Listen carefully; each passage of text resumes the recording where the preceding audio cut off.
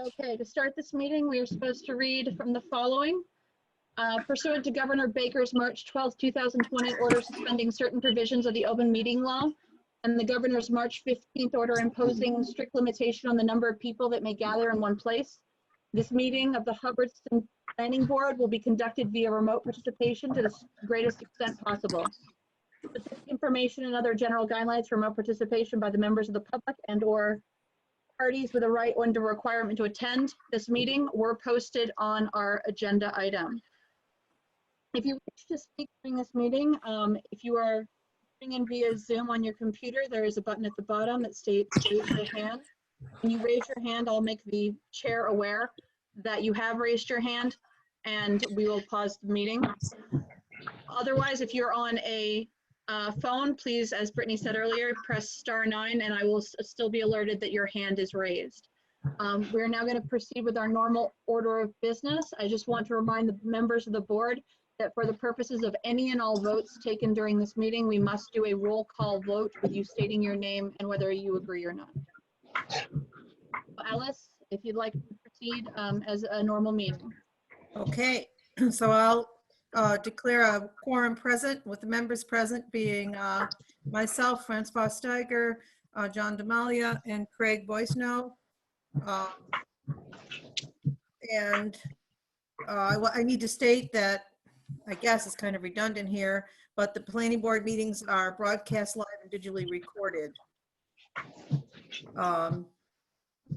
So this next, you've already taken care of E, correct, Christina? Yeah. On the agenda? Yes. Okay. So public comments, that's also been explained how we're doing that. If there's anyone out there who wants to speak now, if they can indicate that. Do we have anyone? Madam Moderator there. It's from the public that's signed in. I've unmuted everyone if you wish to speak. Any member of the public? Okay, hearing none, we'll proceed with our agenda. And we have a guest tonight, and that guest is Mr. Hume from MRPC, and he's here to talk about the continuing issues with the master plan. So I'll let him speak. One moment.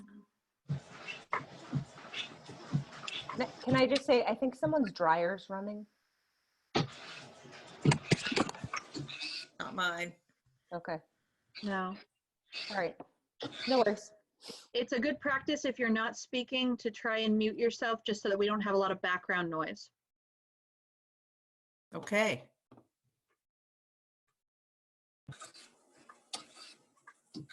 Okay, very, very good. This is John Hume speaking, and I take it you can hear me? We can, thank you. Oh, terrific. I just wanted to give you a brief update about the master plan chapters that we're working on.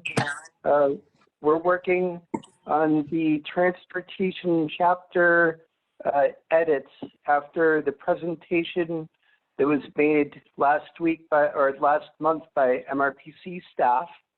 And we're also piecing together transportation recommendations, and those should be done over the next week. And we would like to forward them out to the planning board and other departments perhaps a week before your meeting next month, and we could present those recommendations if that was okay with you. And we've also been working on the services in facilities chapter 2. I would say we're 80% done with the inventory and analysis. MRPC staff has been working remotely from our homes, but we're able to log into our computer system at MRPC. So it really hasn't slowed the master plan down. But my concern is public input. We wanted to have a public meeting or a charrette sometime in the spring, but it doesn't look like that would happen. We have a couple options. We could schedule something for the fall and hopefully it would be possible then. And or we could do a master plan public survey. We could attempt that to get the public input that we need.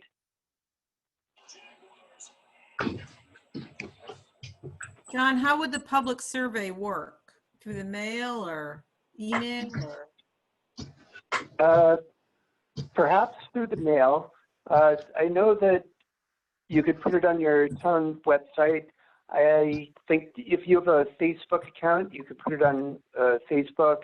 I don't know if you sent out tax bills, but some communities include the survey in the tax bills too. I don't think that we'd be able to distribute hard copies at the moment because of the national crisis. Okay. Can we try to resolve that now, or do you want to continue on? If we could resolve that now, that'd be great. Okay. That's pretty much the update. Okay. We also have on our agenda the Delta Grant chapter for the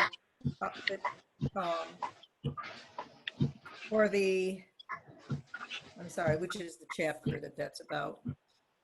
Oh, that would be the land use. Land use chapter. chapter, right, that I Yeah. want to want you to stick around so we can talk about that too, but, so board members, what do you think about public meeting or about a survey versus bouncing it out until the fall? Anybody? Somebody help me here. Unmute yourself and what do you think, John? Yeah, I mean, it's a tough call. I don't think anyone's going to come to any type of public hearing, even online at this point. So I don't think we're going to get a lot of input. So if we wait, well, what do you think about the survey though? Yeah, I mean, we could try it. I'm not sure people care right now. You know, people have other things on their mind. Francois, thoughts? I'm kind of like, I think it's not a bad idea. It could go either way. This is totally unprecedented. The question for John, is John still there? Maybe somebody is going to be very happy to see something to do when they get a piece of email like that. Or a piece That's a valid point, Francois. I'm sorry?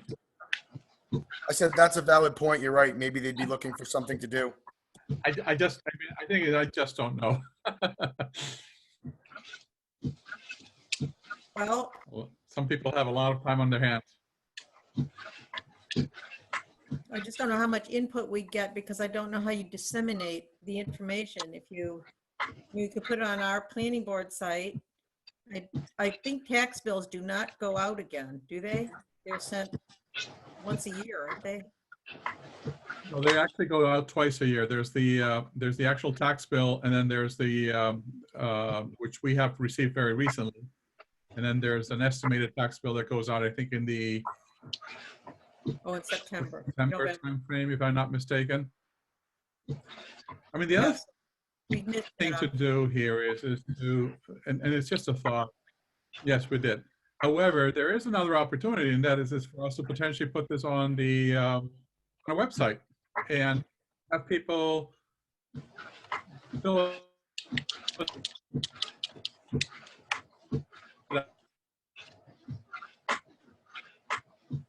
it's just a thought. I'm kind of in, is John still there? Yes. Yeah, John, if we delayed things to the fall, would you have just one hearing on the master plan that would cover all of these chapters? Well, I think if we delayed it to the fall, we could have something on all the chapters. But then in the winter, when the master plan was finished, we could do another public hearing, public meeting, and present the draft plan. So if we delay things till the fall, we can still have 2 public hearings or charrettes. Okay. I don't know. I like the idea of a survey. I'm just thinking that we're not going to get a very good response to it. So what do you want to do, guys? I don't know. But we can also get back to Mr. Ryan, and I can talk to Ryan McLean and other people about whether there are any other notices going out that we could include a survey with. But I mean, we could try the survey, and if we get results, great. If we don't, then we have to wait till the fall. John, how much effort would it be to design a survey? Do you have a model one? I do. I have models that other communities have used, including Westminster, Lunenburg, and a few other towns too. So the biggest thing would be for the planning board to decide which questions they wanted on a survey. Well, why don't you send the survey to me? Or to Christina. There's no harm done with that. And we'll put it on our agenda and we'll discuss it next time. I mean, it's not going to be wasted time because those are the questions we're going to want people to answer, even if we go into the fall, right? So That would be correct. Madam Chair, would you like me to query the TA and find out how much a townwide mailing would cost? we could, yeah, that'd be great. If people, okay. All right, so we have a little bit of a plan anyway. So John, can I talk to you a little bit about the land use chapter? Certainly. I know. 'Cause what happened is Christina sent us the contract for it, which we don't sign, the select board signs. Right. And so I think we should maybe take a vote to let them know that we read it and we want them to sign it. But I had a couple of questions for you on the just to know what to expect. So you have a scope of services in the end and then a timeline. And my question to you is, when you have prepare recommendations, I'm trying to figure out where this chapter ends and sort of the final chapter takes over. So would you be recommending like specific changes to the zoning map or more general suggestions like, increase commercially zoned area from 2% to 4% in town, or what kind of recommendations and how can we help you make those recommendations? Well, generally we do the land use chapter last, and it's a mix of housing and economic development and transportation, and it has a lot to do with zoning. We would make specific zoning recommendations plus some general recommendations too that we'd take a first stab at. And of course, we would have a discussion with the planning board and get some public input and decide which ones should be in the master plan. So they can be general and they can be specific, both of which the master plan would contain. Okay, because I think land use is really, really an area that needs addressing in our town. Maybe I see it that way because I'm the chair of the planning board, but we have a kind of an old-fashioned zoning map, I think, and we could really use some good ideas. Mm-hmm. Also have, we could use some ideas on what areas are suitable and unsuitable for solar. We could use areas that we might enact the governor's recommendation to try to, incorporate different kinds of housing and smaller lot opportunities and so on. So you're going to come back with all of that, and that's going to be part of this chapter, land use, before the implementation. That's an accurate statement. Great. Yeah.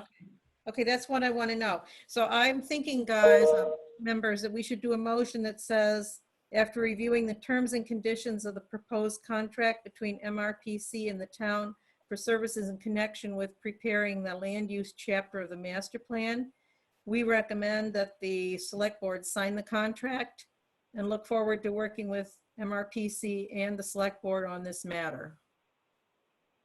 I'm assuming you want a, sorry. You go want to ahead. make that? Point of order, Madam Chair, Yes. it may be the town administrator who signs the document, not necessarily the Board of Selectmen, but in either case, I just want to make that friendly point so that if we can put Board of Selectmen or town administrator, whoever Yes. is responsible for signing it.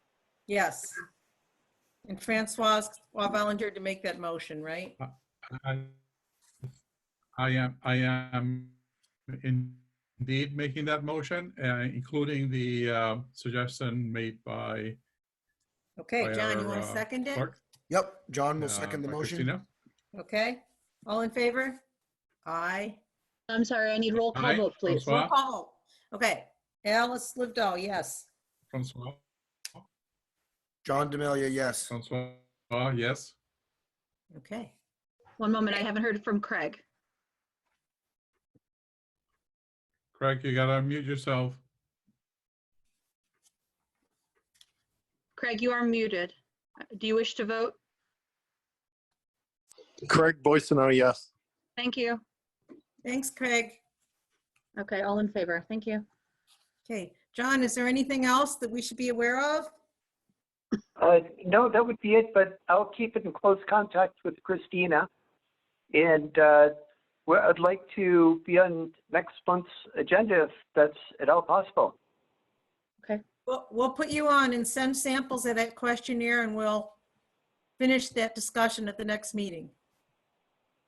Terrific. Okay, great. Thank you for coming. Well, thank you. Thank you. Okay, Thank you. great. All right, so the next thing on the agenda is this MVP Climate Change Grant Award. And this is sort of a new initiative. You guys might remember that we voted in favor of recommending to the select board that they do this grant that's focused on climate change and what it actually stands for. Christina wrote it out, is Municipal Vulnerability Preparedness Grant.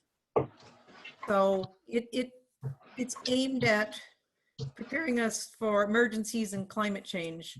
But it's interesting. It's not what I thought it would be. And Christina went to their initial rollout meeting. So I'm going to let Christina tell us a little bit more about it. If that's all right with everyone. Christina. Okay, the Municipal Vulnerability Preparedness was something that the board voted on 2 months ago to send forward so that we could apply for this grant. What the grant will then bring forward is a survey of a specific type of infrastructure or something we would like around town that would help us better prepare for climate change. I sent around the documents to each of you, which are on the shared drive, which show what other towns were doing, as well as some of the sample initiatives done by other towns. This is the grant only to conduct the survey. However, if we move forward on this survey and get going, there is a grant to move whatever project we select forward.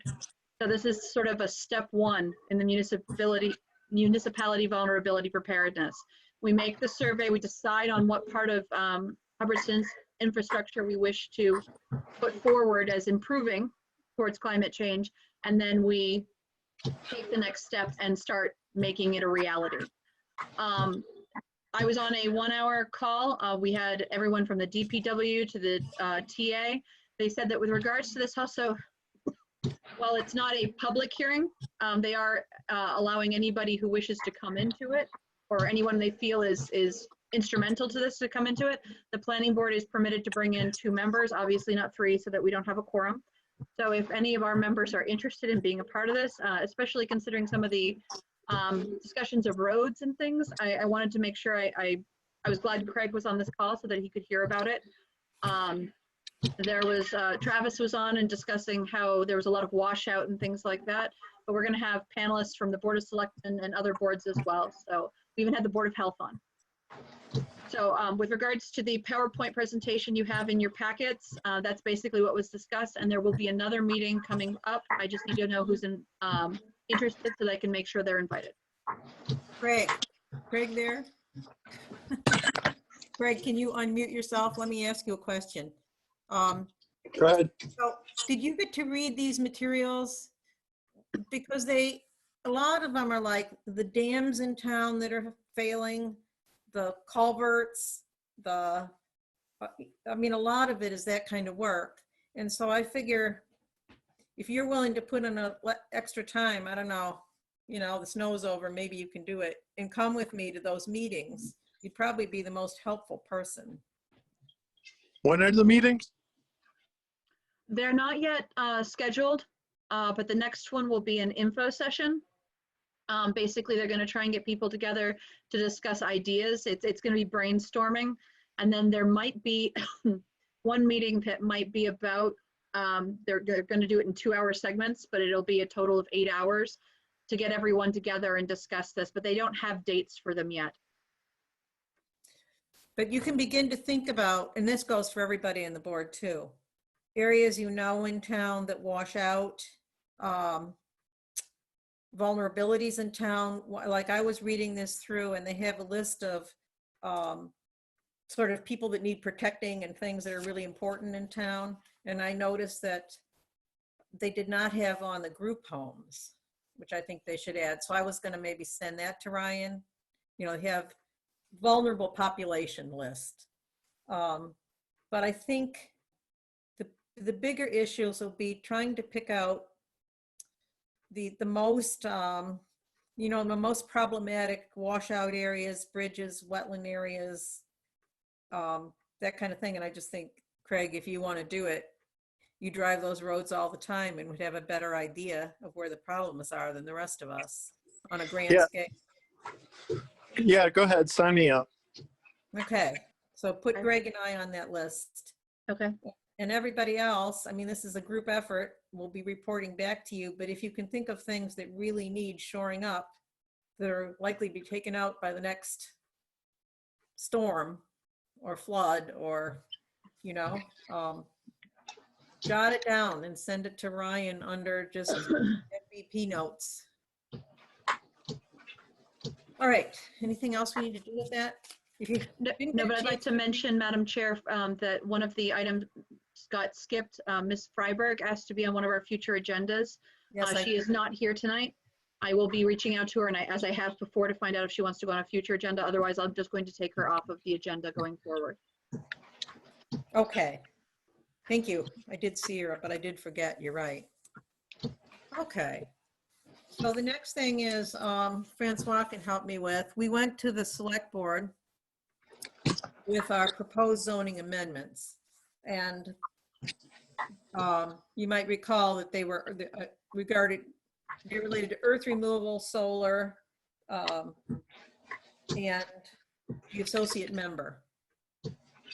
So bottom line of these, and Francois can elaborate, but on the earth removal bylaw, we went with the proposal to eliminate the 500 cubic yard per year exemption for being able to remove gravel from a pit without a permit. In the select board, this is like, they debated it a long time. Basically, they said, it's a business and we're all pro-business and we don't want to harm business. And that's not a big amount, even if it is 13 dump trucks full. So, and then we made the point that, well, how do you know how much anybody's taken out? If that's just a blanket exception, in the course of a year, how would you ever track that? Right. So one of the discussions, one of the points they said is, well, we might modify the 500 cubic yard a year exception to allow it only for, well, obviously existing pits, and upon notice to the planning board X number of days in advance, how much was being removed and at what time and place, and by what pit owner, so that these could be, so they keep them honest. You wouldn't have 500 going out in March and then again in November. So that was their suggestion. I don't know what, I mean, otherwise, I think if we just recommend removing it, we're gonna get at town meeting, they're gonna recommend against it. They Can I- said they'd work with us with that exception, so. Sure. That I think we have a chat. basically correct, Francois? Okay. Seems like, I'm sorry, I was just reading that there was a chat, but I think it's been taken care of. I think the point that we were making is the fact that there's no accountability when it comes to reviewing how much, first of all, how much is taken out at any given instant in time. And second is the problem is that there is very little monitoring that is actually taking place, that it is actually being done in a manner that is in accordance to the law. I think the biggest issues that I am bringing up here is that a 500 cubic yards, which is, I believe at this point in time, is 1/2 of the quantity that can be taken out per year if you are required to take a permit out. It's still a substantial amount. The problem here is that if you take it straight down, you might be hitting water level or maybe causing some other structural issues that have just not been taken into account. At this point in time, Madam Chair, my suggestion is that we take a look at this here. It's not that we're pro or against business, because quite frankly, these businesses, I don't think that in any way, shape, and form are benefiting the town in the sense that they're providing either revenue to the town or are giving the town any kind of a business in any other way, shape, and form, either residual business or anything of that nature.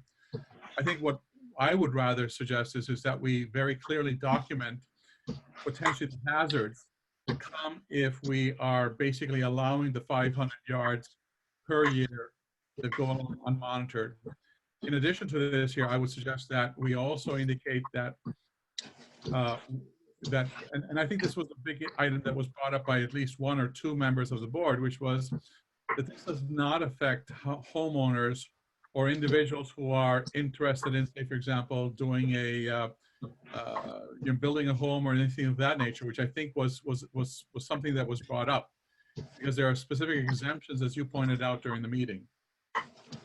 I would say that putting a stake in the ground that anytime you are taking material out for commercial purposes, where the town is not benefiting in any way, shape, and form, but rather has to start thinking about potential monitoring or hazard effects that come as a consequence of doing this here incorrectly, I think we need to point those out much, much more clearly than what we did this last time around. We present this to the Board of Selectmen as to reasons why this makes sense from our point of view. Again, it is not something that is in our purview because it is part of the general bylaws. And it's certainly, however, a recommendation that we as a planning board are making to them.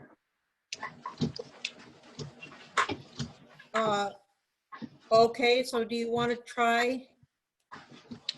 Do you want to try to go back to them with any kind of a modification to that, or you just want to reinforce the issue and see if they'll? I kind of agree with you. I don't think that there's no revenue to the town to be derived from it. Correct. Correct. And I don't know if the problem is with in terms of figuring out where they're going to take it from the pit. Is this going to be the 500 feet that puts it below the water table or too close to the water table? Unless we send somebody like Bill out or you have a schematic of where it's going to come from, how are we going to solve that problem? Even if you keep them honest, you know? Agreed. And I think in that sense, it potentially is, I'm not saying that it is always the case, but it is potentially a liability and a risk to the town. Because if we are not actively monitoring and we're not doing our own due diligence, townspeople can potentially be impacted by this here. And as a result of that, that's why I think we need to make a stronger case and better document the rationale and the reasons for this here. So I think I heard from the Board of Selectmen their reasons why they were potentially hesitant. I think all of those matters can be potentially addressed. And I don't think that there's any reason why we cannot make a good case for this here. I mean, ultimately, it does land in the Board of Selectmen's purview to make that change. It's not us. That's right. It It's is their for us bylaw. just to make that recommendation. That's true. Okay, so we'll revisit it with them and just stick with our guns. And if they decide not to do it, it's their bylaw. We don't have any power to do it. Actually, we Agreed. cannot take something to the town floor about this. It's their bylaw. Agreed. My point, I think, is that I think we should just make the case because of the complaints that have been raised, or the concerns, I should say, not complaints, but concerns that have been raised through the planning board, and that we basically raise this.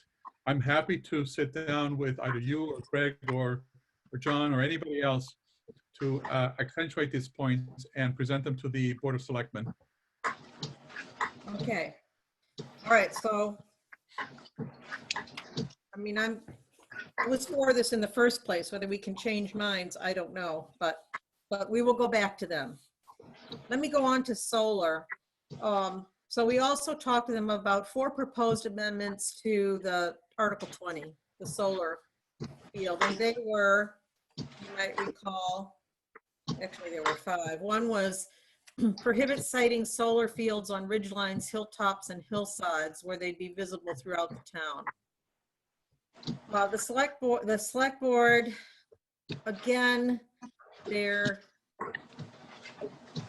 don't want us to do any discouraging of solar fields. It's a real source of revenue for them, but they didn't really address this issue that much, except that, you know, to state there, that was how they opened it up. We don't want to discourage solar, because if you say they can't go here and they can't go there, they're going to go to the next town instead.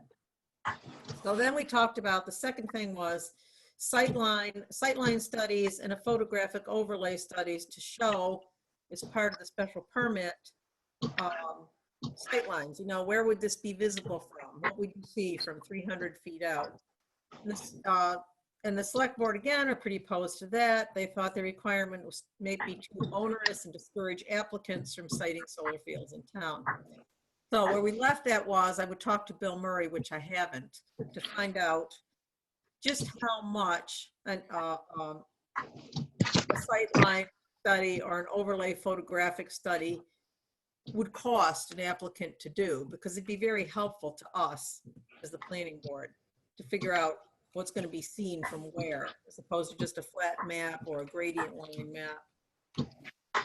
So I will follow up on that. The third thing we talked to them about was increasing the minimum lot size for solar fields. May I interrupt you for a quick second? I apologize, Sure, Madam Chair. sure. Go ahead, Francois. If you would be so kind also, I think with that point in mind, when you were actually speaking with Bill Murray, I think it may make sense to ask him whether or not that is standard operating procedure at this point in time, meaning normal protocols to include those items as part of a preparation here in the state of Massachusetts. Yeah. Let's remember that this is something that started quite a few years ago, and since the technology has evolved, the requirements as a result of this here with other towns may also have evolved, and therefore these are although newer requirements, but they are requirements that are generally adopted by other towns also, and we should maybe do this from our point of view. Good point. I will do that too. I will ask Bill that. I'm thinking that we can get some kind of concession on that, because I think it's really important. What's going to be seen, you know? And also I wanted to just say, in connection with the sight lines, the hilltops, ridge lines, part of our special permit project, or permit process, you'll all recall, does require an environmental impact statement. So we do have a little bit of a backup in terms of not allowing the plan to be built, you know, if we know that it's going to be visible. But we're not going to know if it's going to be visible unless we get some better sight lines and stuff. So those got to tie in together. So I've got a big agenda here, so let me go through the rest of these. Is increasing the minimum lot size. We suggested going from 1.8 acres, which it now is, it's not even 2 acres, up to 10 acres for a minimum size solar field, to eliminate people from just scattering them in sort of among neighborhoods. And they weren't very favorable to that either, but one member, do you remember who it was, Francois, I don't know, suggested that 5 acres, they would maybe go with 5 acres. I So- don't remember exactly who it was, but I do remember hearing this here. I thought about this here a little bit, and I think part of the problem I think that we're trying to address here is that the acreage not be scattered.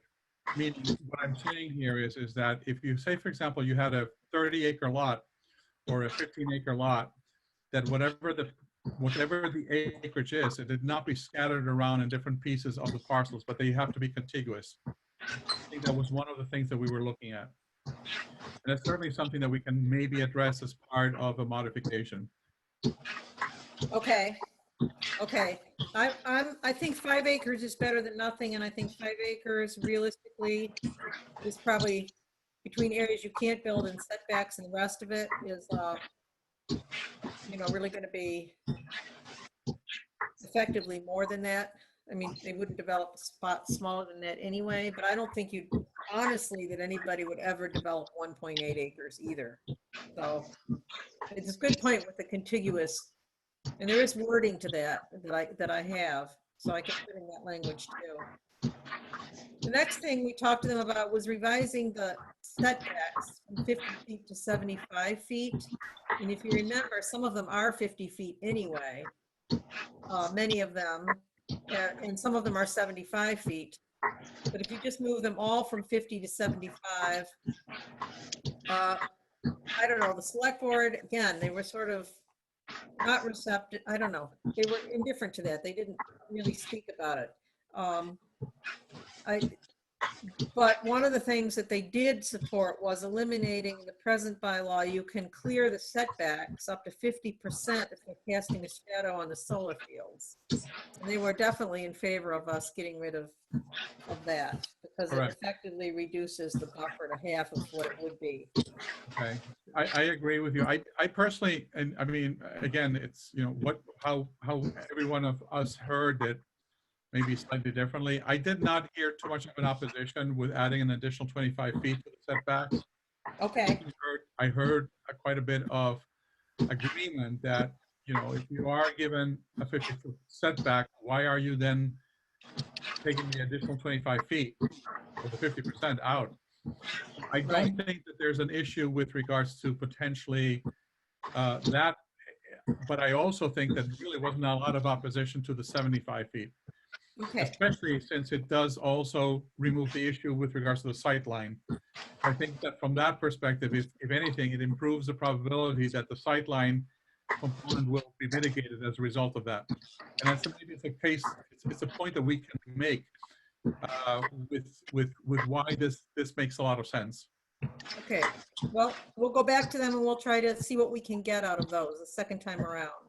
And again, I'm happy to sit down with you as well as any other member of the board, be that Craig or John or Bill, to word this here, not just in terms of just changes to these bylaw or to this particular bylaw, but also provide some additional justification for why these things make sense. I think we came in, we brought them these items to their attention, but I think from what I'm understanding is they're asking for some additional justification for why these make sense for the population that we have here in Hubbardston.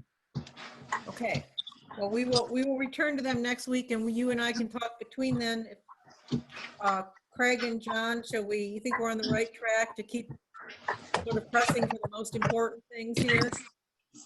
Yep. Okay.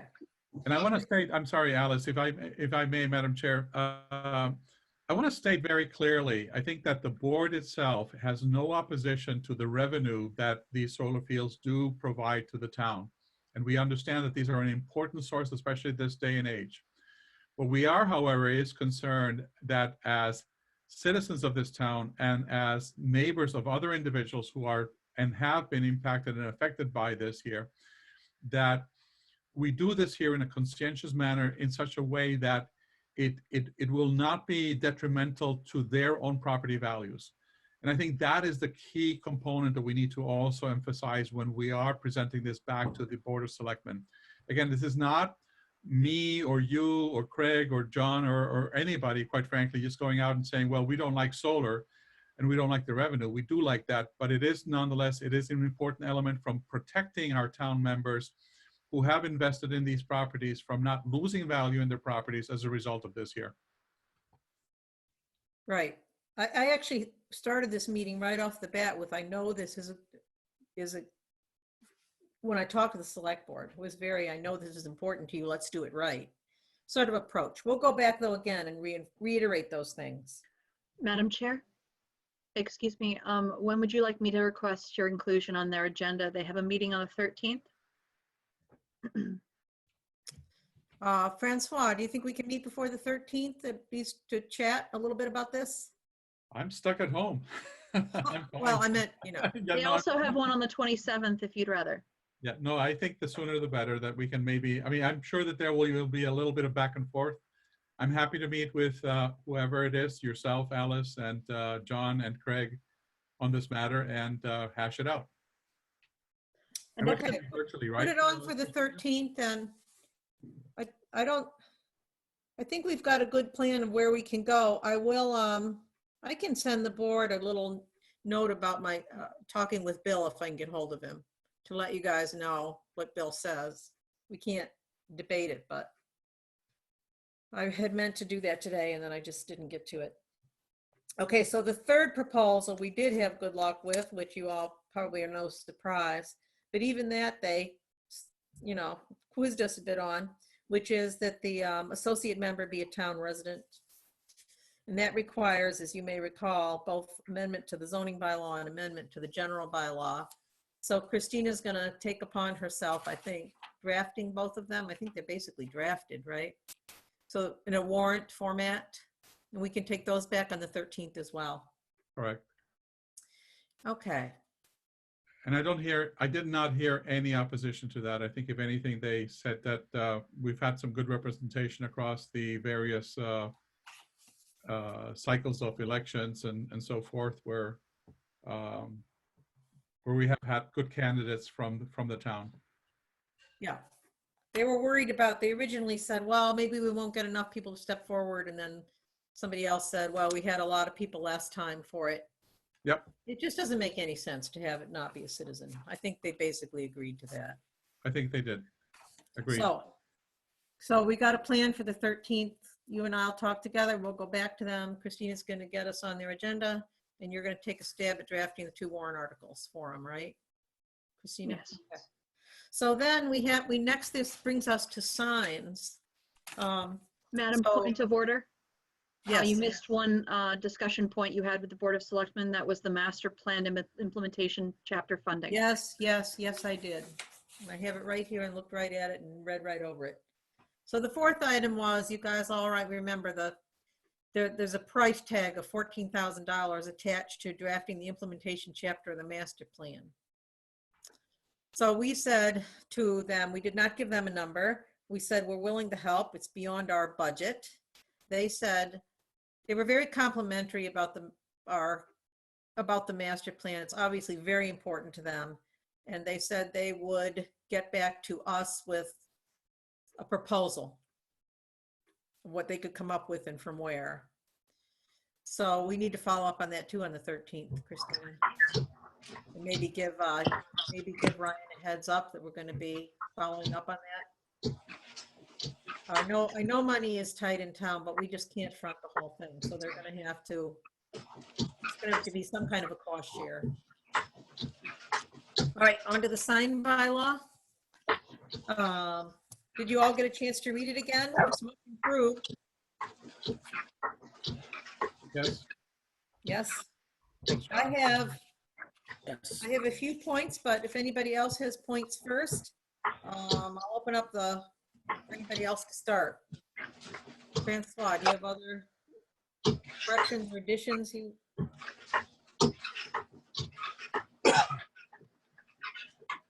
Just so you're aware, Madam Chair, the board voted for me to include the notes given to us by the Finance Committee's chair, and that is Yes. what prompted this draft, as well as the last conversations the board had with regards to including a point about a special permit section. Right, and that was, I think, all well done. Well, I think this is incredibly hard job to draft legislation at the best of times, and this is quite complex. So I think we've done a good job, but there are a few things that concern me, so nobody else wants to jump in. One of which is, there is a type of sign, it was in the old bylaw, and I think if I explain it, you guys will know what I'm talking about. It's called a projecting sign. So it would be a sign that is it's on a building, about like perpendicular to the building, as opposed to against a building wall.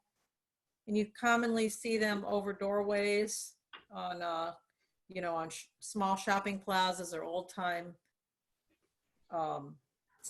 shopping areas. The barber shop over the door, or the cap, seafood restaurant, the hanging sign. And sometimes they're on the corner of buildings directing you to go around back. And I just think they are a type of sign that we could prohibit. I don't know that would merit prohibition, but they're just not included.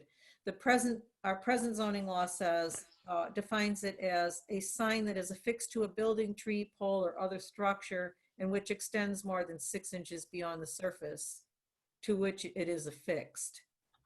But so I don't know whether there are such signs in town. The one I can think of is there was a temporary one on the yoga studio.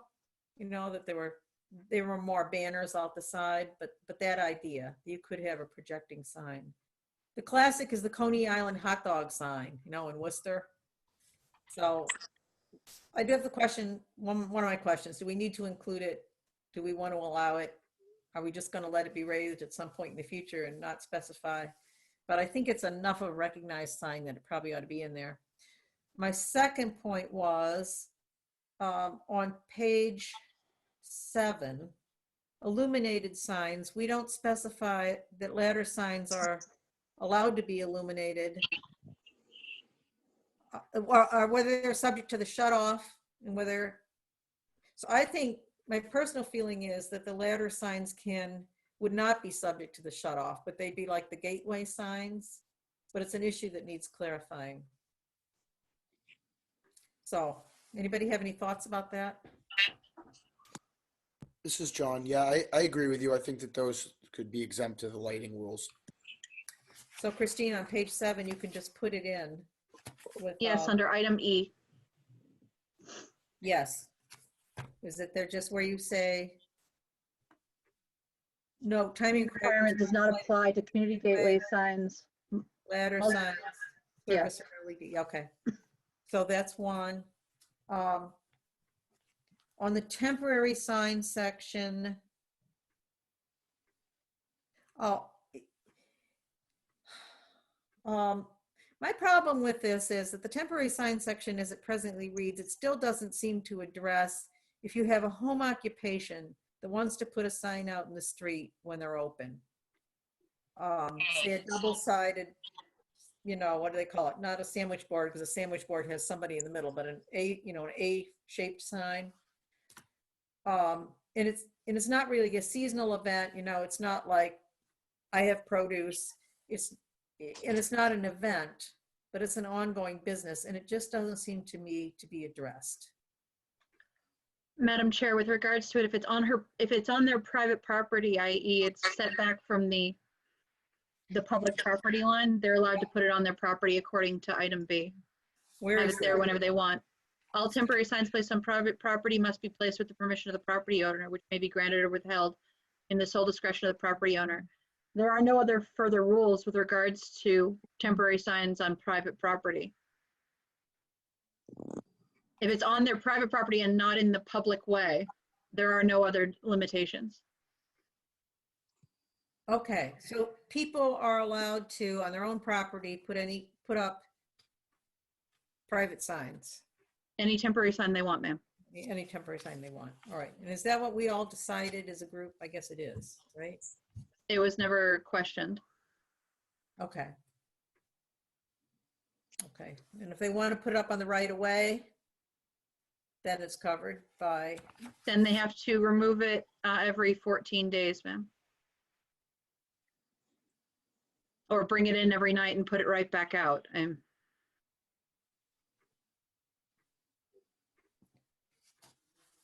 okay.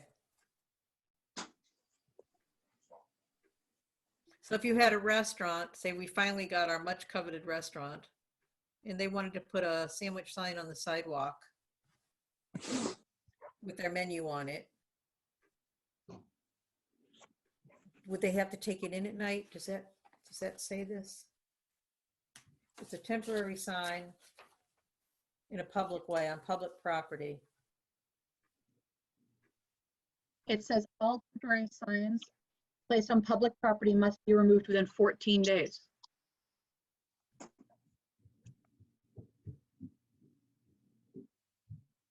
What happens if they wanted to just go all summer and take it in at night and put it out in the day? It would be okay, right? That would be a matter for them. I mean, if they, as long as they can prove they brought it in every day and put it out every day.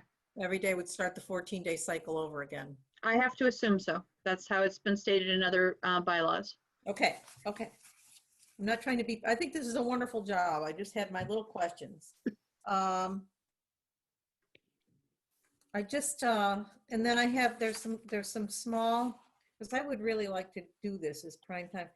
I have some little typos. You want me to point them out to you? They're very, I could do it Go for quickly. it. I can fix them now, ma'am. Okay, page 2, second to the bottom paragraph. The word is an informational or directive. I think the word sign is missing. Thank you, ma'am. Can you, Got it. page 3, the fourth from the bottom is street spanning banner signs. Is the S's are capitalized for some reason, even though we decided not to do that. Okay. And then underneath that temporary sign, there's any sign that is not is missing, a permanent sign. Thank you. Question. See. I had another question. 17.08.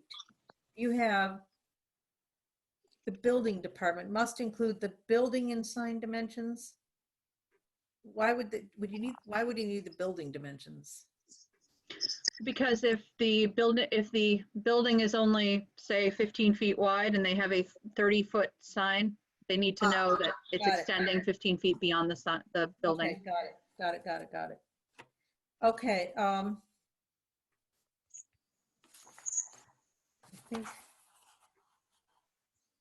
think there's a couple more and then that's it. Oh, okay, page 5, the third line from the top.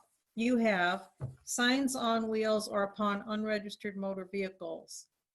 And then you say, except those on registered motor vehicles. So you don't, that's kind of redundant. You don't need it, right? Right. So I would take that out and you could, and then put in parentheses, except EMC signs maintained by the town, which you do need because they're not registered, right? Right. And then put the period at the end. So you got an extra period and you take that one clause out. Okay.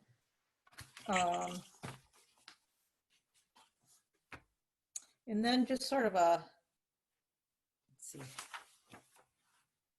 In 1711, which is the very bottom of page 6, I think that note where you have the note would be better if you put it at the bottom of that section. So you don't start a section with what's not included, but you put it at the end and then it's a good segue into the next section, which governs it anyway. So just a stylistic thing. And then the ladder sign, we've got, one, and then in E on page 7, illumination timing. You say, to ensure decreased light nuisance, the town of Hubbardston has elected to impose time limits on signs in certain districts, but we're actually putting those limits on signs in all districts. So I would just take that out and say the town of Hubbardston has elected to impose time limits on illuminated signs. Insert the word illuminated there too, because it's not a time limit on signs. It's illuminated signs, right? So I take out the last clause in all districts, in certain districts, and I insert the word illuminated between on signs. Got it. On illuminated signs. Okay, and then you're going to put in the ladder signs. And I think that's it. I thought that you might work on rewording the definition of illuminated signs a little bit. But I would say illuminated, not illuminated signs. Let's see. The definition, I would put a sign illuminated from above or below by light shining on its surface from an external source. Yes, ma'am, that's how I had it. It was changed because you asked me to change it so that Miss Rain's version was done. Really? It was better. Change it back. I'm sorry.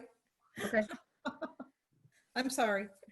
No apologies needed. Okay, so now I think for the board, because we've really been working on this, this is a mammoth job. I think the provision about the special permit is good. It only goes up to 10% larger. Is that what we agreed on, everybody? Yes, I think so. Oh, I remember it. Yes. This is from Yes, trustee. yes, okay, all right, because I didn't remember that clearly, but it makes sense. So are we now ready to submit this to? One moment, ma'am. You never mentioned whether or not projecting signs was going to be included and whether or not I needed to do All right. anything with that. All right. I was really annoyed to discover that, but it nags me. So what do you think? Projecting signs, guys, do we need to put it in there? And if so, what kind of restrictions? I apologize. I could hardly hear you. Could you repeat that, please? The question is that the present bylaw doesn't include projecting signs, was a point I made at the top, which are signs that are like on poles coming out from a building or overhead signs above a door. I mean, I can see, you know, if you go to like some of the historic towns, you'll see the pretty hand-tooled wooden signs above a door that are at right angles. So if you're walking down the street, you see it over your head as opposed to being flat over the door. You know what I'm talking about? There's I do. also, yeah. So the question is, do we need to include those as signs? And if we do include them as signs, they could just be included as signs that must require a permit, and they could be within the size limits we already have. Correct. I mean, I would not be opposed to it myself personally. I mean, I would cherish hearing other members' input on this here. I think we lost Craig, by the way.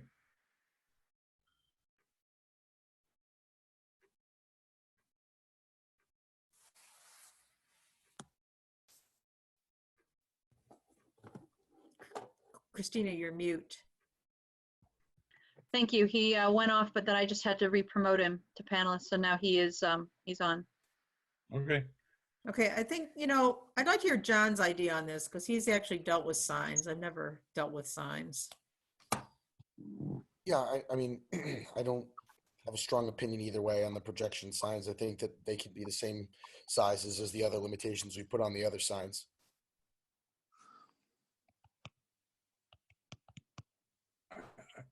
I think the only issue that needs to be addressed here, and I lived in urban areas where this was very strictly managed, because if they're projected and they're projected over sidewalk, it was considered to be over the, you know, over the property that really actually belongs to the city or the town and things of that nature. I'm not sure that this is an issue here, because we're really, I mean, I don't think this will be an issue in a town like Hubbardston, but that's the thought that comes to my mind. I'm I not, don't know if everybody- Francois, I'm not opposed to prohibiting them either. I just think they're not addressed at all. No, I understand it. That's what I'm bringing up, is as to whether or not there is an issue that we would have to think about in a town such as ours and here in Hubbardston. Because we hardly have any sidewalks and we don't have anything to the effect that somebody could put a sign where you could say, well, this is the airspace, but it is over, say, for example, public property. And in a case like ours. But that's just kind of the thought process that I was going through when I was thinking about what you had just presented. We could allow them only by special permit, I suppose, too. I don't know. I'd like to resolve the issue one way or another because it's like kind of the final sticking point. Yeah, I mean, I'm trying That to might think. not be a bad idea, because that would take into consideration any unusual circumstances that that sign might present. I mean, at least minimally for a review, yes. Yeah, I think that would be fine. I mean, I was trying to think if there's even many locations where a sign would hang over onto a public way. Not a lot of the buildings are that close to the road, but I'm fine with a special permit process. Exactly, to- John. I really don't think that that we have this situation in a place like Hubbardston, at least at this point in time. I'm thinking more sort of like when I used to live in Cambridge, and that was a big issue because of just the way that the densely populated areas like that present the issues there. But I don't think it's an issue here in Hubbardston. But I do think we need to take this, because it can potentially cause a problem. I think we ought to just make sure that there is some mechanism by which we could take a look at this here and make a decision whether or not there is such a problem, and at that point in time react to it. Christina, what do you think about adding the definition? Doesn't have to be taken from our old bylaw. You don't have to add the tree and the pole and anyway, but we'll put a definition, define it, and then saying it is allowed only by special permit. And then with our special permit section would have to be expanded to say, because right now it's limited to only allowing an enlarged sign.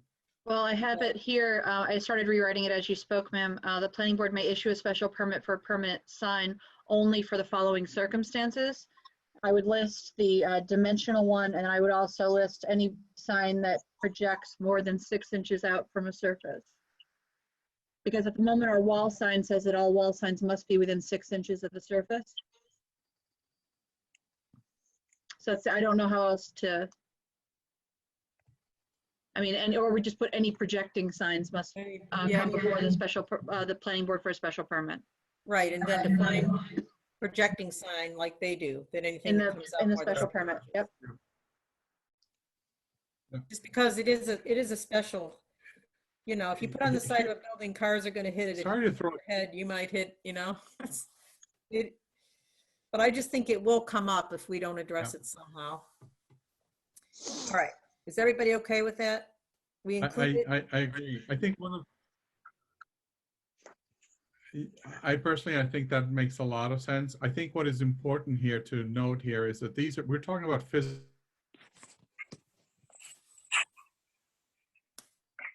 I've lost you, Francois.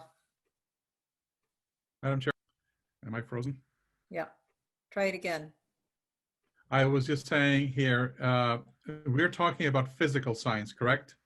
Right. Okay. I don't want to throw a kink into this here. Physical signs, I think, yes, absolutely. That makes perfect sense. I don't know if you have seen, but I certainly have. Have we ever considered those signs basically project themselves as an image outside of where they originally were? What I'm saying here is I've seen signs where they basically project either a logo or message or something else via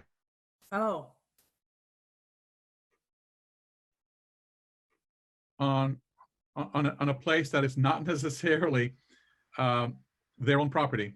And I'll give you an example. Again, walking the streets of Boston years ago, it looked very interesting, very fantastic in the sense that you had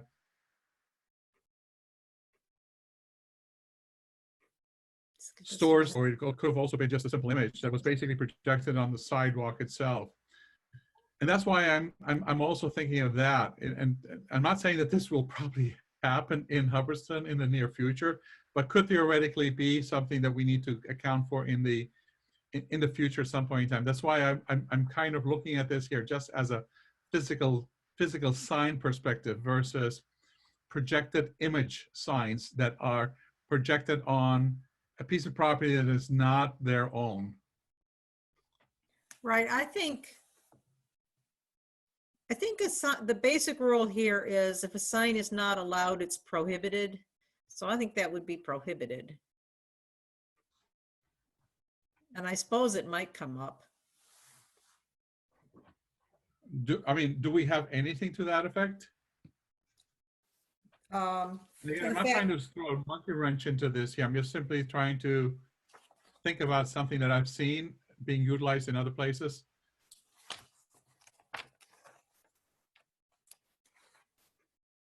I don't know, we could ask Christina, who we seem to have lost.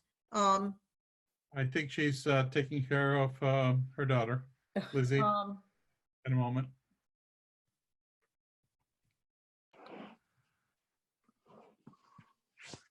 I don't know, I wonder if any other bylaws she looked at had it. Christina, a question for you. So Francois is saying, you know how you can use, he's talking about projected signs, entirely different concept. No, I heard exactly what he was saying. I was looking in currently the illuminated section to see if our illuminated signs are very specifically defined. External and internal illumination. Internal are of course prohibited, and externally they must be upwards or downwardly projected upon a surface. So I guess there could be the possibility that someone could think, oh, we're going to upwardly or downwardly project on a surface. An image of our logo or something of that nature. Exactly. Right? So why don't we put a clarification in that definition? Externally illuminated signs, and say projections of images on a surface are disallowed, something like that, are not allowed. Or to limit the distance to the projection. I just think that Well, with it's not just the distance, but it's also how much you're projecting. I mean, we have nowadays, I don't know if you've seen them here, Christmas time people put, and again, this is not a sign, that's a decoration, but I'm using that as an example where the technology exists that you can basically illuminate your house with Christmas decorations. Right. And there's nothing from preventing somebody to just basically say, okay, why don't I use this here to put my logo on in front of the building. And I'm not saying that it's a good or bad idea. I'm just simply saying we need to account for things like that. We need to know that that is indeed a form of a signage, that it is not necessarily a physical sign, but rather it's a new technology that's actually being used. So are we just gonna stare at them? Like, Well, I mean, you guys are blowing through. they have literally had one hole a night each. Craig, you're unmuted. No, one took every.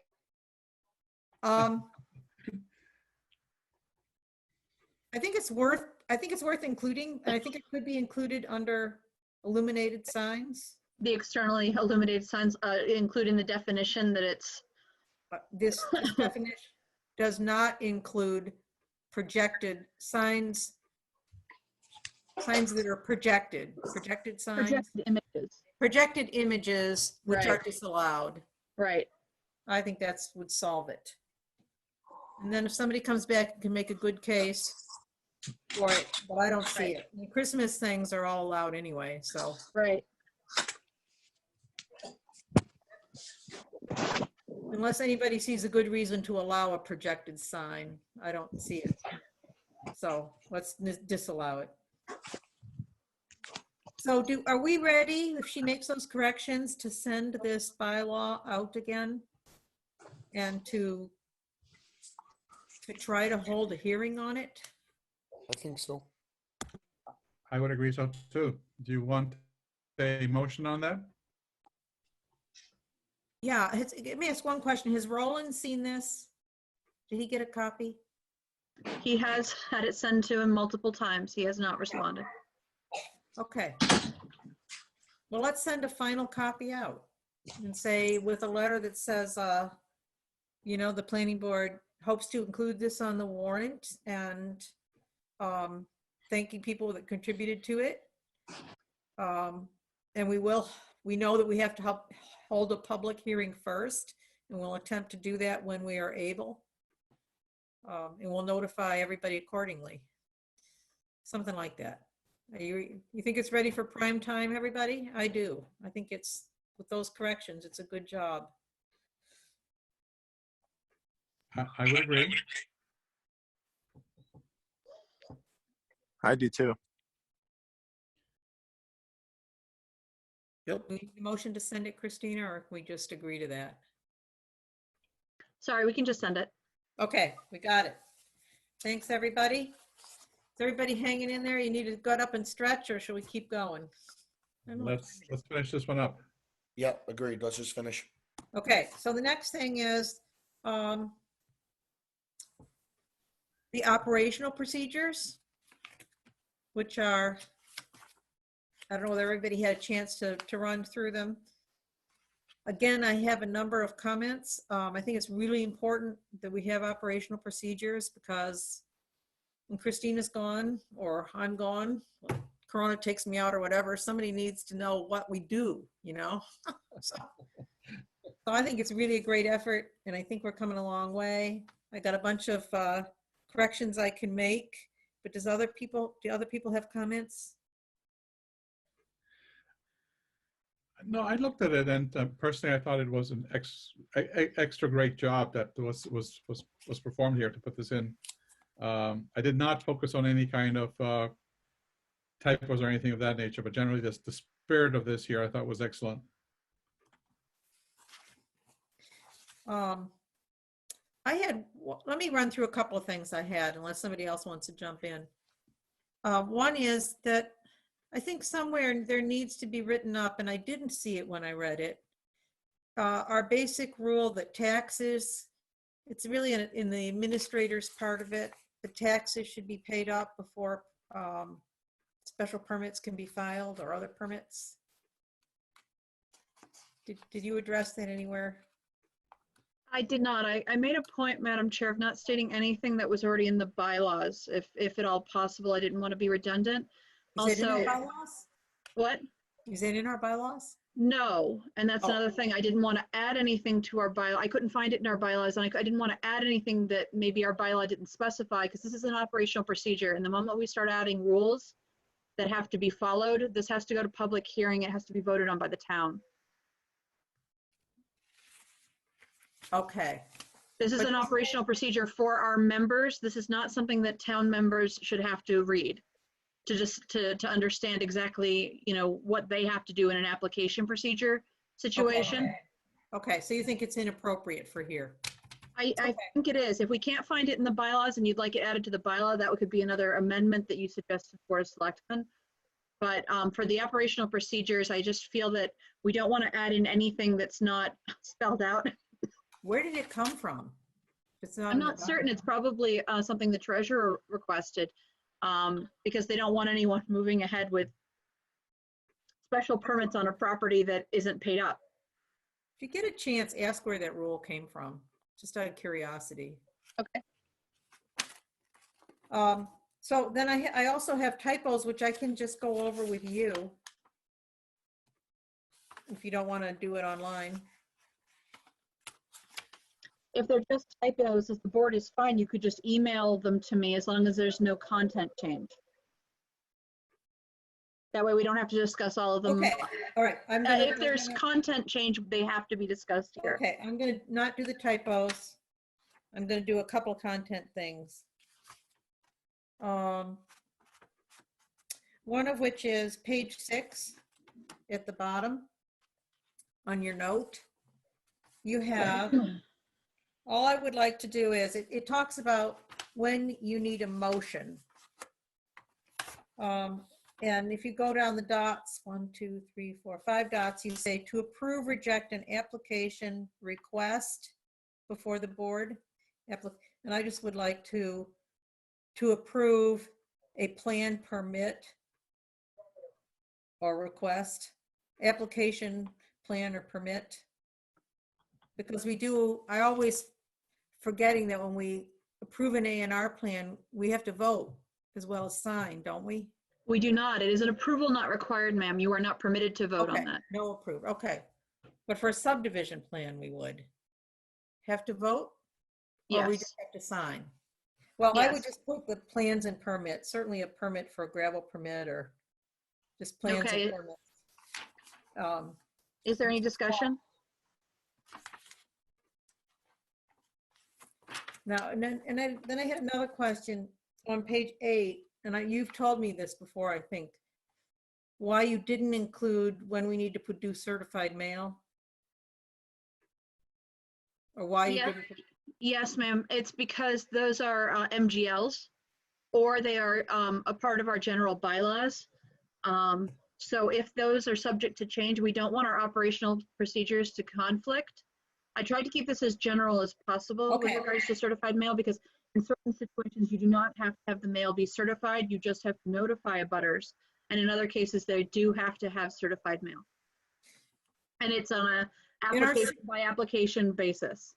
Okay. Does I mean, our special permits have to. scenic bylaw? I'm not certain, ma'am. I'd have to look that up. Okay, I get it. But I don't think so. I think I've sent out mailings for those and they were not registered. Not right. Okay, so that's why. There's a good reason not to. Just as a point to remind, we're supposed to, I didn't know this, we're supposed to report every year about the growth rate bylaw.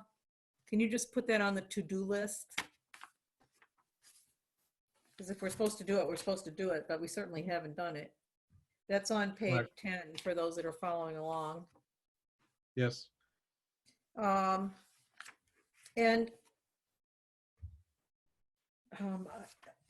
let's see. Okay, so then to page 11, just a couple of things. One of which is, I talked to you about this, is the review, this 5-year review of the bylaw.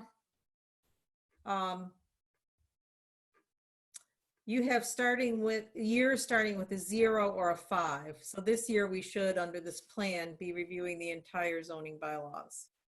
Right. I would just like to have you figure out a wording so that it has to be done within the span of 5 years and could be segmented instead. Okay, that's fine, ma'am. But how would we ensure that it happens? The responsibility of reviewing every 5 years, you could put. Should we state that we're going to keep a log of when the last time it was reviewed? I mean, right now we're reviewing solar and earth removal. I mean, we're not doing a comprehensive review, but that's the problem is would we consider what we're doing now a solar review and an earth removal review, or would we require a more comprehensive version? No, what I would do, maybe I shouldn't try to micromanage what other chairs would do, but my thinking would be if you had 25 articles in a zoning bylaw, 1 year you'd review 1 through 5, the next you'd review, 6 through 10. And that way it would actually get done because it's not such a big job. But just a thought. You could say, maybe this works that way. You say, the planning board has taken upon itself the responsibility of every 5 years, you're starting with 0 or 5, reviewing the zoning bylaws for corrections, amendments. I don't think there's anything there that prohibits you from staggering it. Maybe. No, we could just proceed that way anyway. We could leave it there. We don't have to say, I copied the years ending in 0 and 5 from the general bylaw, or I'm sorry, from the charter, and when the Board of Selectmen are required to review the general bylaws. That's the verbiage that they use there. Do they do it all at once? They do. They create a committee for it, ma'am. Okay, we'll do what they do.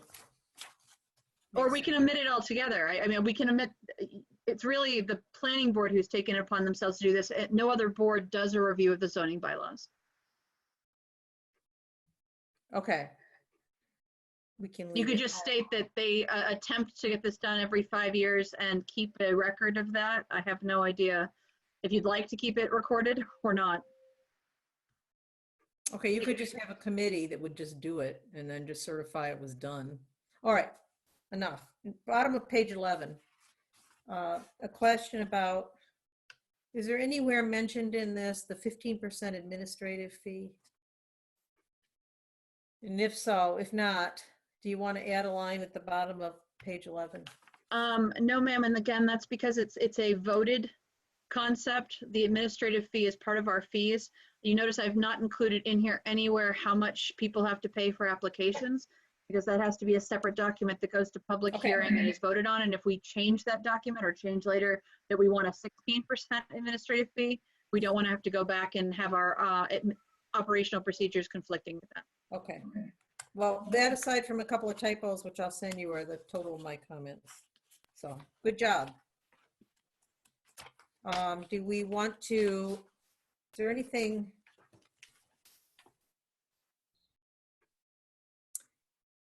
We need to do beyond voting to accept it? I mean, we've got a full board here tonight.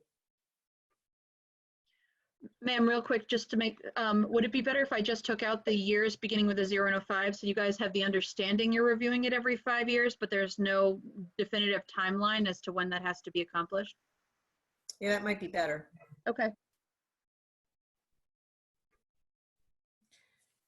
Okay. If you want to make the, you want to bring it back next time for final approval with a few typos and a final draft, or? Okay, as long as you send those to me, I will, as long they're not content related, I can update any typos. Okay, they're just typos, or we could probably approve it subject to fixing typos too. You can, as long as, again, no Okay, we can do content. that. Yep. Well, I think Christina can monitor that, and from all intents and purposes, make sure that any updates that she makes to the document are only typographical corrections. So do you want to move to accept these as our operational procedures? I would, if that is okay with you It's okay with me. Is there a second? and the rest of the board. John will second I that. would like to then therefore make a motion that we take. I would like to make a motion that we accept the operational procedures, John understanding seconded that there will motion. be typographical updates made by Christina. Is there a second? John seconded. Yes, John seconds Sort that of in the middle motion. of that. Okay, all in favor of accepting the operational procedures? Alice Livedall, yes. Councilor John DeMaio, Councilor yes. Steiger, yes. John, you have to state your name, and Craig too. John I heard DeMaio, John. yes. Craig Boyce now, yes. All in Okay. favor? All in favor, passes, great. Okay, last thing that, maybe not the last thing, but another thing on our agenda, if you can hang in there a little bit longer, is you probably, hopefully you read this. So Bill and I met with Sandy and Ryan to discuss using some of this $50,000 CPA funds that were approved a few years ago and then renewed last year for to help the town foreclose on tax liens. So I outlined how this process would go, and maybe we've talked about it before, but basically it would be the town would loan the money, we would use these CPA funds. We would let the town use them for attorney's fees to try to foreclose tax title properties. And then if they got the properties and they were successful, though, that land that was foreclosed on would come to us for affordable housing, would be designated for that use. And if the person redeemed the property, didn't let it go to foreclosure, we'd be paid back, and the money we advanced would be dedicated to affordable housing. So we don't have a lot to lose. The problem is the way the CPA grant was written, it said that we should accept donations of tax title land for affordable housing. But of course, nobody's donated tax title land or any other land to the planning board, except that one instance. In one instance, a guy tried to do that in 2016 meeting, and the town had to reject the gift because the house had other liens on it. It was not just the taxes, but there were mortgages. And so anyway, so sort of the proposal is that we would allow the town to use maybe 40,000 of the 50,000 to try to foreclose on these properties so we can actually get some land to create some affordable housing. And I want to save 10,000 back.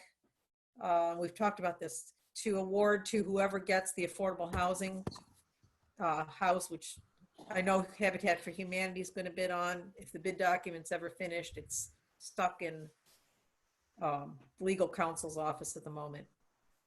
But presumably there could be another Habitat for Humanity agency out there that would bid on it too. But I was gonna set aside a little money as the to help with that project. So we're pretty limited in how this funds can be used. Some of the suggestions, like paying people to put affordable housing restrictions on their deed. Some of these things are actually not allowed. You can't use CPA money in that way. And some of them you could maybe use it, but it's supposed to be using it in a way that creates affordable housing units, the SHI units. So I think this makes some sense. Anyway, we listened to them. They came up with these lots, which are listed. And if you look at my letter, I have all of this background about what all the articles said and so on. So I guess the first thing we need to think about is are people on board with that concept of making up to $40,000 of that CPA grant money available to the town to try to foreclose on land that might be suitable for affordable housing? That's something you guys agree with?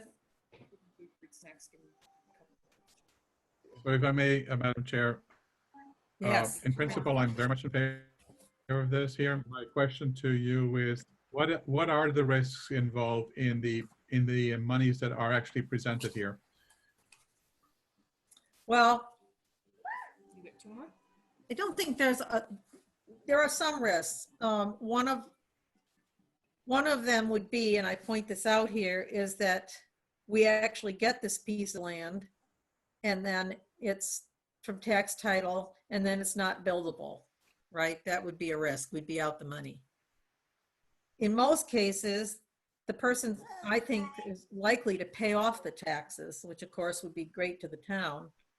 And then the town would pay us back our loan and put it in affordable, and then we keep it and try it for some other affordable housing initiative. I think one of the drawbacks is it ties up the money from some point in time. We can't use it for something else if we get it to the town to use it for tax foreclosure. But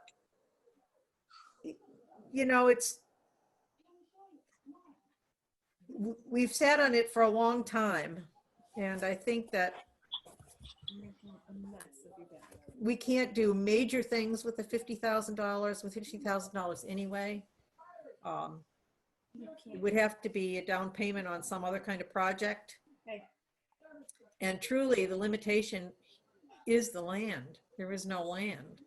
As we went through that exhaustive process to see what publicly owned land was available and that was buildable and kind of shovel ready, and the only lots that fit that definition were the Ragged Hill Road lots. Everything else was either a gravel pit or wetland, or remember that analysis, right? Correct. So this does make some sense.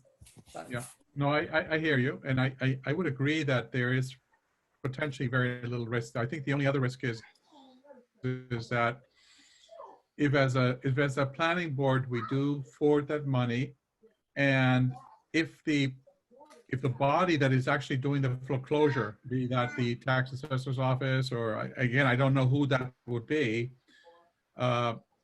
if they did not do their true due diligence and they lost in court, that at that point in time, whatever monies were actually afforded for this project or for this particular effort could theoretically be also lost, right? That's the only one that I am truly concerned about. And what I'm saying here is that I think that as a planning board, we need to make sure that we are characterizing this here as a loan to the body or the entity that is making the efforts of foreclosing, with the understanding that they're going into this here having completed and done full due diligence on the ability to do that foreclosure. And that if in any case they have not done their proper foreclosure due diligence, that money still be then returned back to the planning board if the foreclosure is not successful, so that we can then utilize it for other purposes in the future. That way we're basically protecting the monies for future use and avoiding inappropriate use of that money should it ever should that potentially ever happen. I'm not thinking that it will. I'm just simply saying I think we need to protect these monies, which are town money, because it comes from the CPA fund, which we've all paid into. We just need to make sure that we are protecting the money for the purposes of it actually being utilized correctly. Okay, well, I think we could do that. I do think there is also this risk of, well, there's one lot in particular here. If you have land that then turns out to be unsuitable for housing. So that's, but I think that should be something before we say, give them the money and say foreclose on this. We should have a good idea of whether that land is actually suitable for development or not. Absolutely. And pick and choose our lots accordingly, which is why I did a lot of investigation. Not a lot, but I did at least drive-bys. And why in my little narrative, I look at the lots that Bill and I picked out. Not Bill and I, but Sandy and Ryan picked out. So if you look at those, I list them in my attachment. One of which is, some of them are better than others. One of them, and I gave you maps of where they are. So one of which is a lot of vacant land with 31.6 acres off Streeter Road. And this is the first one, if you want to follow in my handout. So this is a parcel, it's a nice big parcel, 31.6 acres. It has no frontage. The only access to it, but it is a 55-foot right-of-way from Streeter Road. That's owned by, it's a different lot. The right-of-way is a different lot, but it's owned by the same person. So the challenge there is, if we're going to put it into land court to foreclose, they must be foreclosed together. Because if we just got the right-of-way, it wouldn't be buildable. And if we just got the land in the back, it wouldn't be buildable because it wouldn't have any access. So that's an issue. But I think that one might be worth pursuing because I think it could lead to, you know, it definitely has buildable land in it. And it would be good to do something like a cluster development where you could put an access road. And so I would be, that's a tentative go if they can foreclose on both the lots together in my book. But and then going down the list, the second lot is adjacent to this first lot, and it has fronts on Old Westminster Road, which is of course a much better street than Streeter. So the idea, their idea was, well, you could foreclose on these two lots, and then you'd have frontage on Westminster. But the problem with that is, from a drive-by, it's a 6-acre lot with about 350 feet of frontage on Old Westminster, but it seems to be completely wet. Correct. So you either have to cross a wetland or, so I'm not sure that it merits foreclosing on unless you, it seems to me the whole lot is wet. And I don't know whether we can get somebody that can go out and walk it, because I only looked from the road. But I think that it would be a poor lot to try to foreclose on. unless the town wants it. I mean, I don't think it would be usable for affordable housing. I don't think it's buildable. So then going to the third lot, it's a 14.48 acre of vacant land with frontage on Old Westminster Road. Oh, this one seems excellent, actually. What Sandy said, I think it was this one, has been through tax foreclosure before. I mean, has been in tax title before. And so when he's really, the owner eventually pays up. So I don't know what the chances of actually being able to proceed with it, but it's the best on the list, is number 3. It's 14.4 acres with over 420 feet of frontage on Old Westminster Road. It's upland, it's part wooded. It would be, seems to me a beautiful site for like a cluster development. So then the next one is Cruise Road. It appears to have extensive wetlands. I drove by it. It was a land that was bought by the abutter. And my guess is that the abutter doesn't really want to lose it, but I don't know that the town really wants to own it. You know, it's wetland. Brigham Street, then there's these 2 houses. This one, the number 5 on the list, which is at 47 Brigham Street, is a vacant lot. This is the only one I didn't drive by, but this is the one that the people tried to give it to the town in lieu of taxes in 2016. And the town could not accept it by ruling of town council because there was outstanding mortgages on it. So they may have been discharged. I don't know.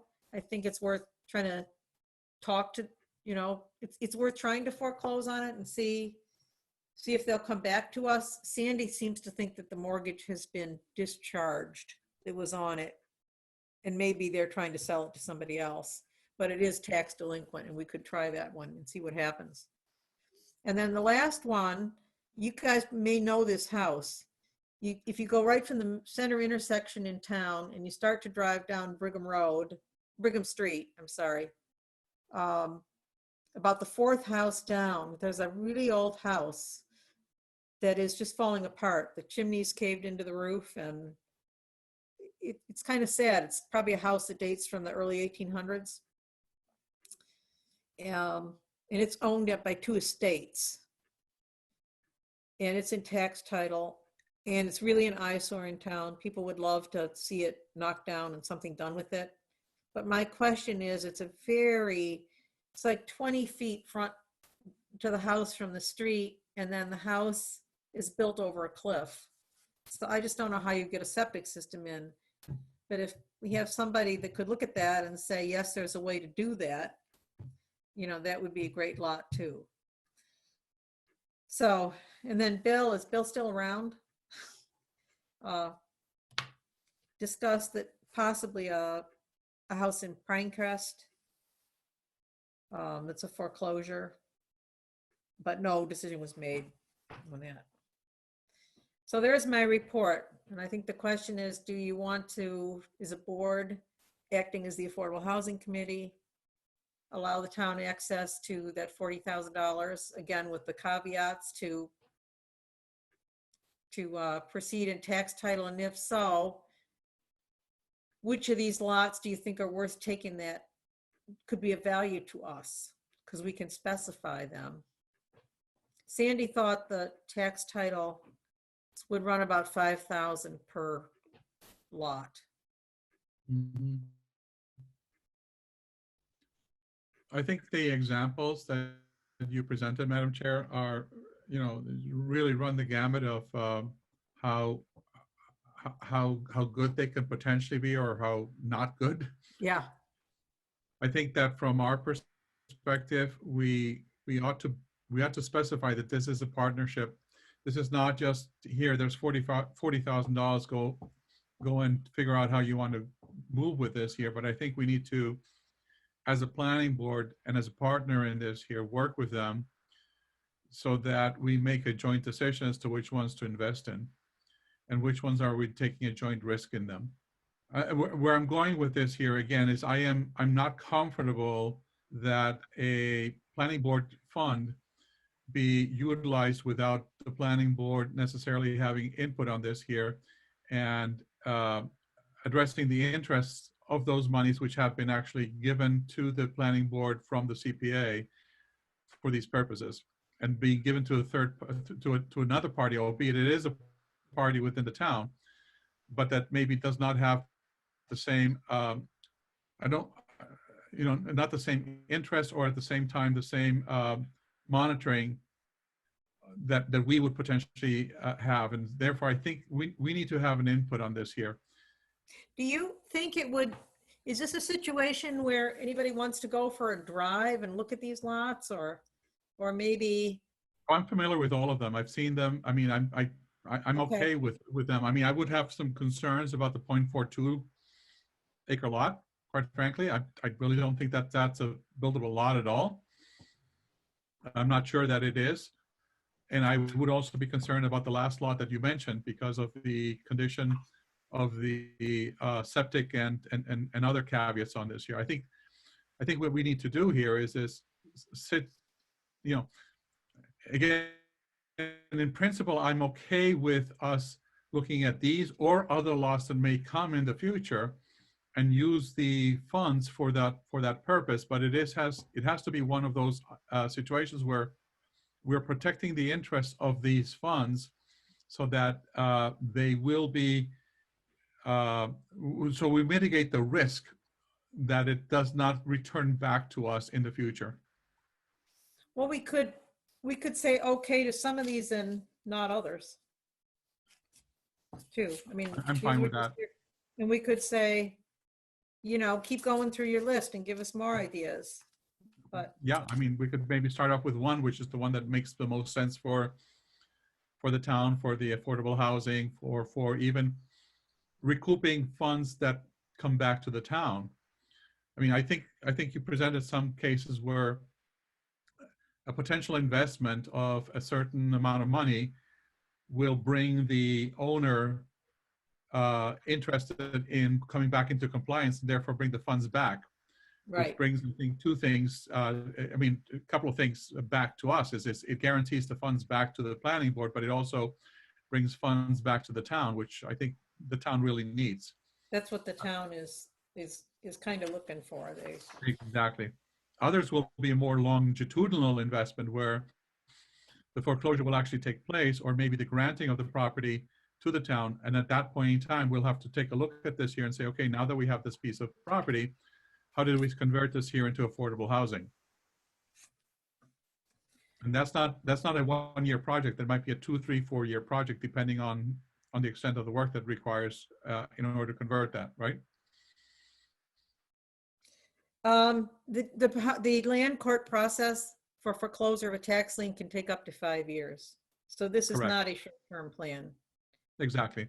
But even if they deeded the land in lieu of the payment of taxes, Yeah, that'd be quicker. That would be quicker, but it still doesn't mean that you would be receiving those $5,000 back as a guarantee. You might have the land now back, and now you need to figure out how it is that you're going to put that piece of property back into good use. And that means, again, you have to find a builder, or you have to find an affordable housing builder willing to take that piece of property and develop it right. and work on it, right? Right. You'd have to put an RFP out. Exactly. Say, and the town will help us do that. I mean, And that might take several years. That might not be a 1 year project. That might be several years before something like that can That's happen. true. That's true. But it is kind of, I mean, we have this money sitting there. It isn't the way I would have written for the grant, but it is what it is. And Yes. I don't think it is, and we don't have any other land. That I'm convinced of, because I went through every single piece of town-owned land, unless we're going to take on the gravel pit. There just isn't any big pieces of land that the town owned that aren't wet or that are, we made that exhaustive list when we did the, before we decided to go after the Ragged Hill lots. Okay. So we don't have access to any other land. I don't mind. I mean, we could put, in fact, I talked to Christina about this. We could put an ad on our notice, assuming it's okay with everybody else, and to town council saying the planning board is looking for land suitable for affordable housing. And if you would like to donate such a piece of buildable land, you know, contact the planning board. I mean, we don't have anything to lose to put an ad like that on. I just don't think it's going anywhere. Who's gonna? Probably not. Yeah.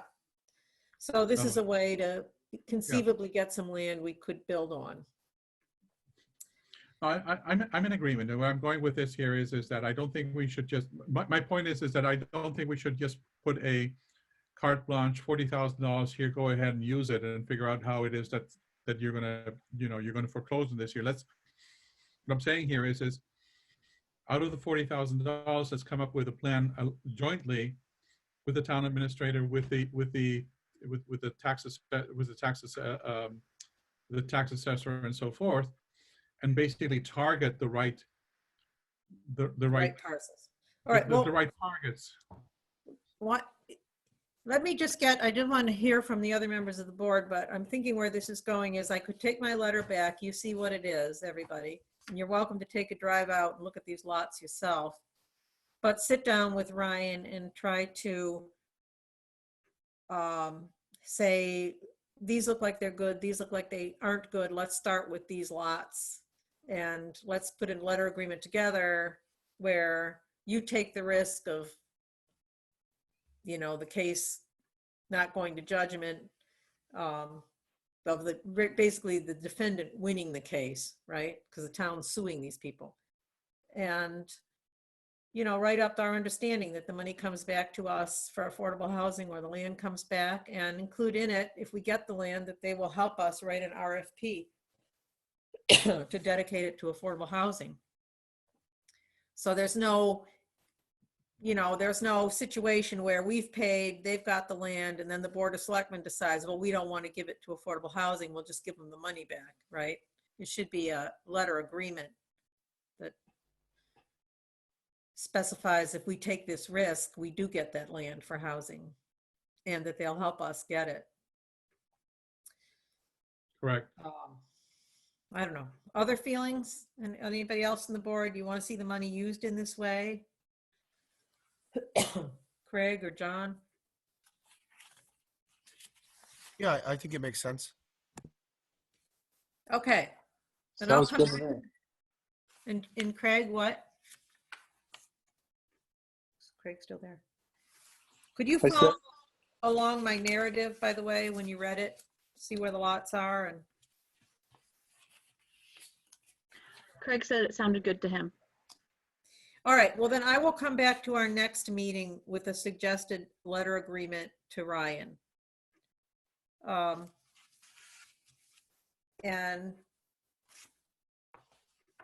then we can vote on it at that time.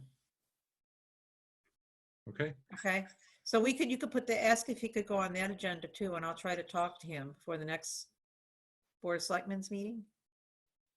You'll meet with him before the Board of Selectmen's meeting. Right, would this have to go before the Board of Selectmen? I assume it would. Well, it may, but you should probably bring it up with the TA first. Yes, Find out who needs to be involved. Because this Okay. is between you and the CPA funds. You may have to go before the CPA. I don't know. okay, Because the town's already voted on the use of this money. So it's probably between you and the town administrator. yeah, I think it is. So, but at least I can go with a feeling from my board that you're sort of on board with this plan as long as the land is buildable and all the, you know, the conditions are met. All right, I'll do that and report back. All right, what else is on our agenda? Not much. Oh, so that's tax title properties are up to G. I have no matters not reasonably anticipated. Old business, there's not, the only thing of old business is if you go down to the marijuana, I listened in on I attended the virtual select board meeting the other night. Ma'am, I'm sorry, point of order. Yes? You skipped over solar. There was the concept that the board was going to reach out to 91 and 147 Williamsville Road with regards to their timing, because we are now in the spring. Yes. Everybody agree to that? Is it you going to do that or Bill Murray? I can do it. I'll basically get in touch with Bill Murray, who is our contact in both cases. Okay. Everybody okay with that? I am, and I wanted also to remind that I thought that last time when we met, we had indicated that an annual report needs to be presented by each one of the solar fields. And I believe that at this point in time, we either owe them a letter indicating that that is something that needs to be complied with, or that if that letter has been sent already, to poll Christina to see if we have received such information back from these solar facilities. I'm afraid that letter has not yet gone out. I apologize. In the confusion regarding the last 2 weeks, it was not done, but it will be. Okay, just put it on. Understandable. Thank you. Yep, yep. Okay, also, I actually have been I skipped over affordable housing. The RFP on that still hasn't come out of the town council's office, even though the RFP for the other 3 lots on Ragged Hill Road has been out for weeks. So Ryan's, I guess this one's more difficult and Corona interrupted, but he's promising me that we'll have it soon. Because really, Habitat is waiting for it to bid on. And we can't, this project's dead in the water until that moves forward, so. And maybe When I remind talk to him that- about sorry, the other go ahead. money, I'll bring that up again. Yeah, and may we remind him that building season is very short in this area. Yes, I believe the concern is that legal is tied up with other matters regarding COVID at the moment. They are working on that as quickly as they can. well, I'll bring it up with the town administrator when I talk about the other affordable housing issues. But I do remind him all the time. So the other thing is going down to marijuana. I just wanted to say that the community host agreement, the first step in this, was approved with respect to the Gardner Road, old stove shop property. I think is it 56 or 65 Gardner Road? Anyway, it's the applicant was Paper Crane, and they signed that community host agreement. So all the other growing, and it's only for retail sales, all the other growing sites have not been, do not have approved community host agreements yet. But the select board did agree to do that one last week. So I'm thinking it's kind of a heads up that a special permit an application will probably be filed fairly soon on that.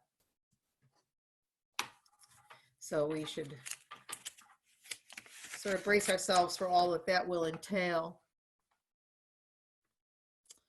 Okay, so then the next thing is what we were talking with John is how do we want to do public hearings for bylaw amendments?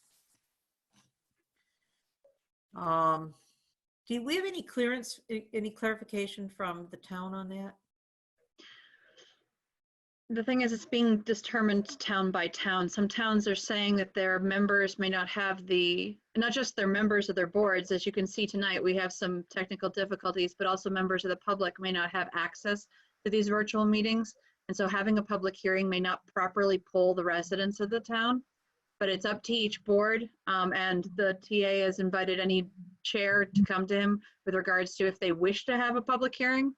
It can still be facilitated on Zoom. It's just a matter of if the public will feel heard with regards to these bylaw amendments. I also know that the town meetings, there's a question about when they'll take place at this point, and the warrant is being delayed as well. So there is no emergent need to rush on a public hearing. We could wait and find out if this is going to ease up so that we can have an in-person public hearing, or you can decide to do a virtual one, in which case, as I said, the TA says that he's more than willing to facilitate and talk to legal regarding what we can do with that. So what we would want to have a hearing on is our sign by law, the administrative, the alternate member, the solar, if we can get them to agree on anything, so we can come up with something. And those are the only three that we would be working with. The other would be hearings that the Also, the general marijuana moratorium, ma'am. The board voted to remove that from the zoning bylaws Oh, yeah. because it is expired. But that's kind of bookkeeping. I mean, it's expired by its own terms. I don't know. Do you think, what do other members think? Should we try to push to get a public hearing done on those things, or should we just plan on not trying to get them on the warrant for the town meeting, but wait till maybe a fall meeting? Considering we don't even know when the warrant meetings are going to take place, I think we can wait till we kind of get that locked down. All right. We'll kick it down the road and I'll report back next time. How's that? When we have a little more information. That sounds good to me. Okay, all right. Master plan, we've taken care of that. Updates from members of associate boards. Anybody have anything to report from other boards in town? Let's see. We don't have Bill here, do we? He's not on. Yeah, so I think we've done really well, and I think we need to announce the next planning board meeting. Do you have a date in mind, Christina? You want to?